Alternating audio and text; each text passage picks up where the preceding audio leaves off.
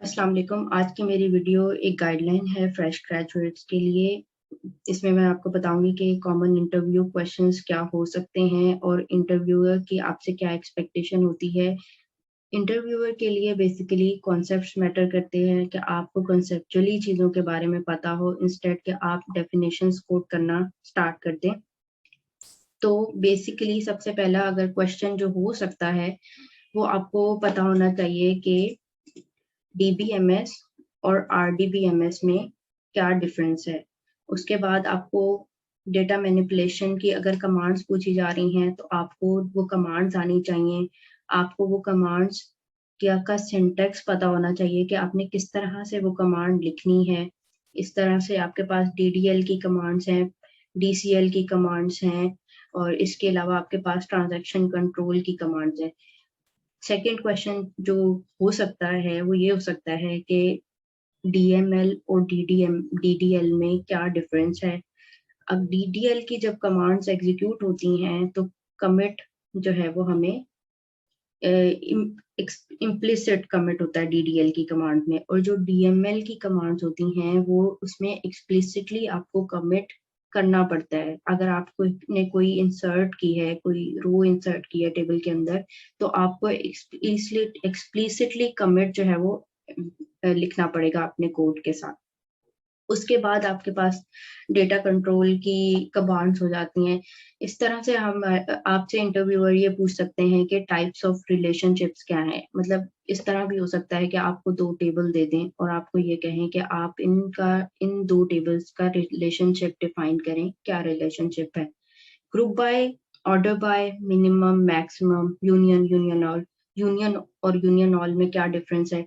Group by, interviewer आपसे ये नहीं कहेगा कि मुझे ग्रुप बाय लिखकर दिखाएं। इंटरव्यूअर आपसे ये कह सकता है कि ये मेरे पास डेटा है, इसको मैंने इस तरह से रिट्रीव करना है, या ऑर्डर बाय में मैं किस तरह से इसको इस ऑर्डर में या असेंडिंग में या डिसेंडिंग में, जिस तरह से भी आपको डेटा रिप्रेजेंट करने को कहता है, तो आप किस तरह से इसको डेटा को रिप्रेजेंट करेंगे। इसी तरह से इंडेक्सेस का कॉन्सेप्ट, के इंडेक्सेस हम क्यों लगाते हैं और उससे क्या ऑपरेशंस, क्या अचीव करने के लिए हम इंडेक्सेस लगाते हैं। तो मैं आपको सिंपल इसका आंसर कर देती हूँ कि इंडेक्सेस हम इसलिए लगाते हैं कि कोई लार्ज सेट ऑफ डेटा है और हमें उस टेबल में से डेटा रिट्रीव करना है, तो हम इंडेक्स लगाते हैं। इट्स जस्ट लाइक कि जैसे आप बुक के अंदर बुक मार्क्स होते हैं, तो ये टेबल्स के ऊपर इंडेक्सेस भी बुक मार्क्स का काम करते हैं।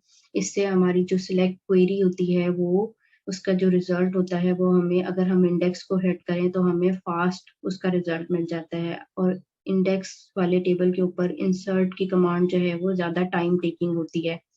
इसी तरह से हमारे पास व्यूज के, हम व्यूज क्यों यूज करते हैं, क्या क्या किस तरह का हमें डेटा सेट रिट्रीव करना है जिसके लिए हम व्यूज क्रिएट करते हैं। इसी तरह से जॉइंस का कॉन्सेप्ट पता होना चाहिए।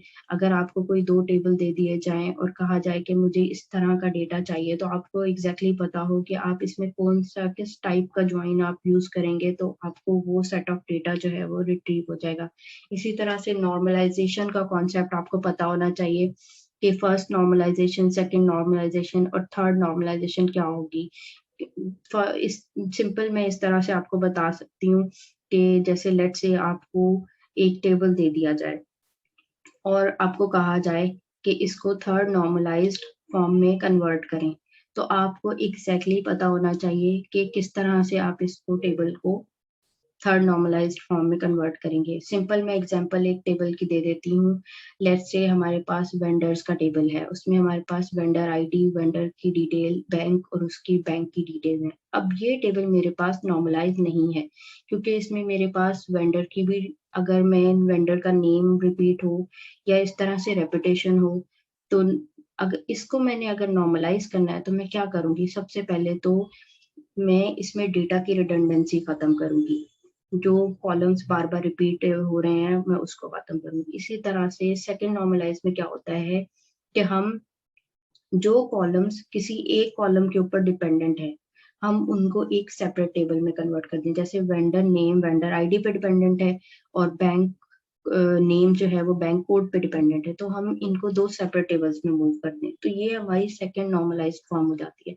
अब इसी तरह से अगर हमने इसको थर्ड नॉर्मलाइज्ड फॉर्म में कन्वर्ट करना है, तो हम सिंपल ये करेंगे कि एक थर्ड टेबल बनाएंगे जिसमें हम इन वेंडर आईडी और जो उस वेंडर जिन बैंक्स के कस्टमर्स हैं, हम उनका डेटा रख लेंगे, जैसे वेंडर आईडी और बैंक कोड एक सेपरेट टेबल में प्लेस कर देंगे, तो ये हमारी हो जाएगी थर्ड नॉर्मलाइज्ड फॉर्म।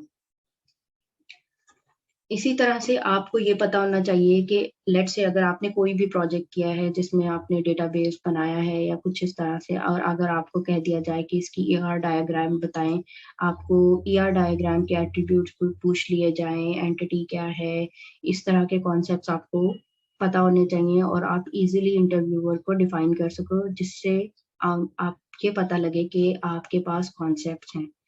होप मेरी ये वीडियो आपको हेल्प करेगी।